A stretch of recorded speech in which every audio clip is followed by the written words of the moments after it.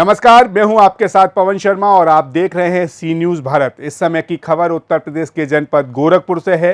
गोरखपुर में अस्पताल माफिया और झोला छापों पर अब प्रशासन का शिकंजा कसने लगा है। गोरखपुर का स्वास्थ्य महकमा भी अपनी पिछली गलतियों से सबक सीखते हुए अब सक्रिय हो चुका है और फूंक फूंक कर कदम रख रहा है।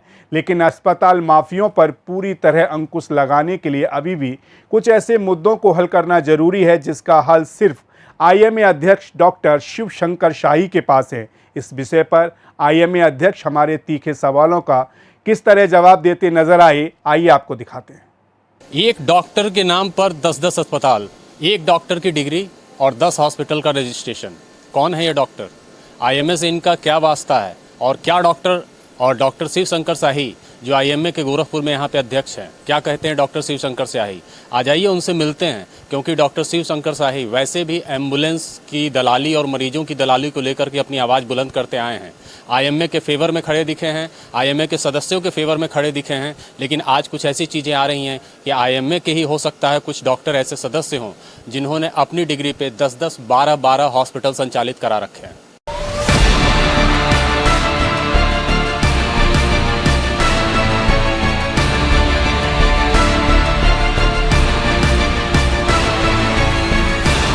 पहले आपके सभी श्रोताओं को मैं नमस्कार बोलता हूं। मैं डॉक्टर शिव शंकर शाही, अध्यक्ष भारतीय चिकित्सा संघ, निदेशक शाही ग्लोबल हॉस्पिटल से बोल रहा हूं। आपने बहुत सही कहा कि इंसान को भगवान न करे कि डॉक्टर, पुलिस और वकील तीन के पास जाना पड़े, लेकिन तीनों के पास जाए बिना काम नहीं बनता है। जब भी इंसान डॉक्टर के पास आता है तो डॉक्टर में भगवान का रूप देखता है, और कुछ लोग उस पर्दे के पीछे हैं जो शैतानी शक्ल लिए डॉक्टर का चोला ओढ़कर और इंसानियत को शर्मसार कर रहे हैं। आपने इस मुद्दे को उठाया है और प्रशासन भी इस मुद्दे को बड़ा सीरियसली लिया है, और इसमें सबसे बड़ा मुद्दा आ रहा है एम्बुलेंस वालों की दलाली का। अगर देवरिया से पेशेंट चलता है, कुशीनगर से पेशेंट चलता है अगर, तो उसको पता नहीं, तो गोरखपुर आता है, वो जानता है कि मेरा भगवान बैठा है, मेरा इलाज करेगा, मैं ठीक हो जाऊँगा। लेकिन वो एम्बुलेंस का ड्राइवर उसको कुछ दलाली में, चंद पैसों की लालच में उसको बहला भुजाकर, जो कुकुरमुत्ते की तरह ये झोला छाप डॉक्टर, जो एम्बुलेंस के ड्राइवर अस्पताल चला रहे हैं, जो फार्मासिस्ट चला रहे हैं अस्पताल, जो स्ट्रेचर बेरर चला रहे हैं अस्पताल, उनके अस्पतालों में जाकर पटक देता है। बात को समझिए, ये तो एक अलग मुद्दा है। लेकिन जो गोरखपुर में अस्पताल चल रहे हैं, गोरखपुर में क्लिनिकल एस्टेब्लिशमेंट एक्ट लागू है नहीं। हम कहते हैं यूपी में नहीं है, ठीक है। क्लिनिकल एस्टेब्लिशमेंट एक्ट अगर लागू हो जाता तो ये कुकुरमुत्ते की तरह उगे हुए अस्पताल, आप बहुत अच्छी तरह से जानते हैं कि वो ख़त्म हो जाए, स्वतः ख़त्म हो जाते। सबके बस का नहीं है उस एक्ट को मेंटेन कर पाना, उस एक्ट के अकॉर्डिंग जो है हॉस्पिटल्स को मेंटेन कर पाना। लेकिन देखा यह जाता है कि विडम्बना है कि डॉक्टर्स क्लिनिकल एस्टेब्लिशमेंट एक्ट के फेवर में नहीं रहते। क्या वजह है इसकी?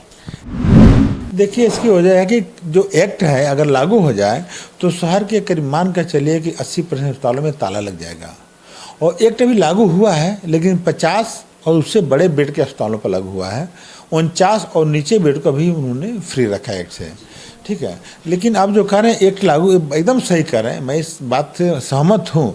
लेकिन उससे उन अच्छे अस्पतालों की भी प्रॉब्लम आएगी जो कॉलोनी में है। अगर रात को आपको हार्ट अटैक होता है तो अगर आपके कॉलोनी का अस्पताल है तो वहाँ जाना ज़्यादा पसंद करेंगे। बहुत ज़रूरी है एक में से उनको थोड़ी छूट दिया जाए, और उसी छूट का फ़ायदा लेकर ये जो मानवता के, जो इंसानियत के दलाल हैं, खूब फल फूल रहे हैं और खूब अपना मजा ले रहे हैं। ये कहने का मतलब ये है कि क्लिनिकल एस्टेब्लिशमेंट एक्ट लागू होना चाहिए। ये फर्जी अस्पतालों के विरुद्ध है और मरीजों के फेवर में है।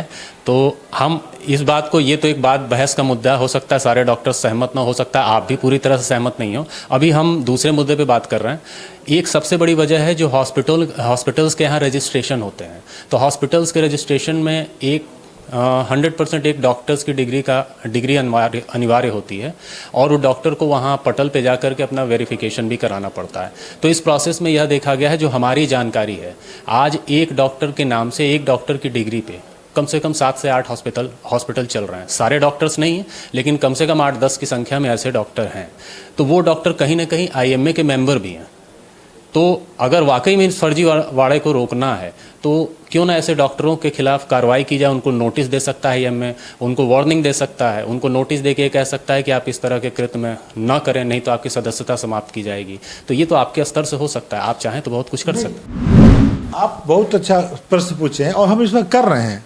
अभी हॉस्पिटल बोर्ड ऑफ इंडिया का गठन हुआ है जिसमें हम आईएमए सर्टिफाइड, देखिए आईएमए एक ऐसे संगठन है जो किसी के खिलाफ एक्शन नहीं ले सकता है, किसी को पनिश नहीं दे सकता। हम अपने सदस्यों को ये बता सकते हैं कि आप ठीक रहो, स्वच्छ काम करो, अच्छा काम करो, तभी हम आईएमए सर्टिफाइड हॉस्पिटल के सर्टिफिकेट देने वाले एमए के लोगों को, तो उन्हीं को मिलेगा जो हमारे कुछ मानक पर आएंगे। हमारे मानक ये हैं कि अस्पताल में दलाली नहीं होनी चाहिए, फीस का एक्सीजन होना चाहिए, जो सीए का है लगभग उसको हम उसमें लागू कर रहे हैं इसमें। और अगर हमारा कोई भी सदस्य इस दलाली के दलदल में पाया जाता है तो उसको हम सदस्यता ही कैंसिल कर सकते हैं। और आप जो प्रश्न पूछे कि सारे नहीं है, जो दलाल हैं वो आईएमए मेंबर नहीं है। मेरे बगल में देखिए अस्पताल है, वो आईएमए मेंबर नहीं है। तो जो अगर मेंबर मुझे पाया जाएगा उसकी सदस्यता ही हम कैंसिल कर सकते हैं और हम लोग कैंसिल करने के लिए तैयार हैं। लेकिन आप नाम लेकर आइए, देखिए प्रशासन अच्छा काम कर रहा है, आप उनके कानून तक ये चीज़ें पढ़ाइए। मीडिया एक समाज का आईना होता है।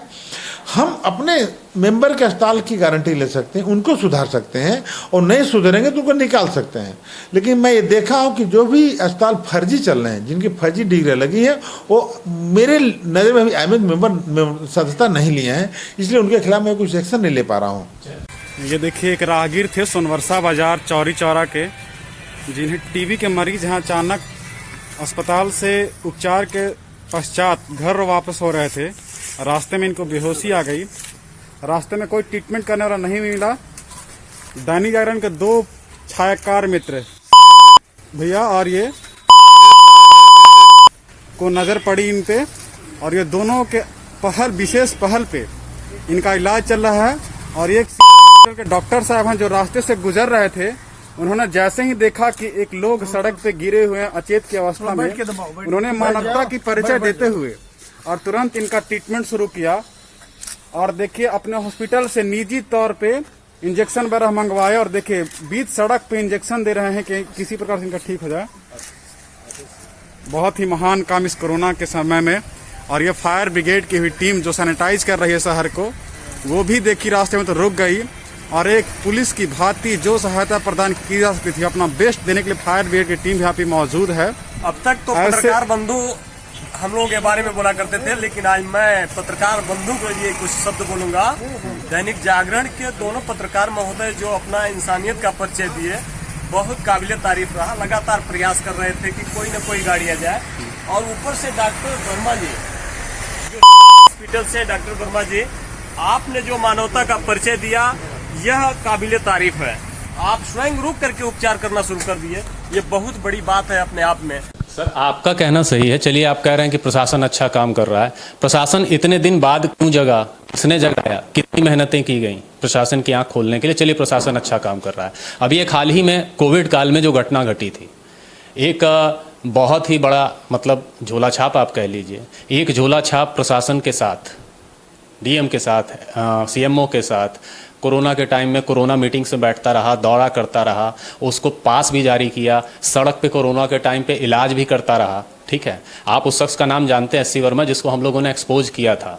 बड़े बड़े मीडिया संस्थान ने उसको हेलो डॉक्टर के कार्यक्रम में बैठाया। आप भी तो गए हैं, आप भी बैठे हेलो डॉक्टर के कार्यक्रम। कैसा फील होता है अगर एक झोला छाप डॉक्टर, जिस प्लेटफॉर्म पे आप जाते हैं हेलो डॉक्टर पे, उस पर एक झोला छाप डॉक्टर बैठ करके अगर पूरे शहर को ट्रीटमेंट बताता है, इलाज बताता है, तो ये किसकी खामी है? देखिए आपका क्वेश्चन 2-3 क्वेश्चन एक साथ पूछ दिए हैं। सबसे ने पूछा कि इसको प्रशासन एक्टिव क्यों हुआ है। मैं इसका श्रेय मीडिया को देना चाहता हूँ।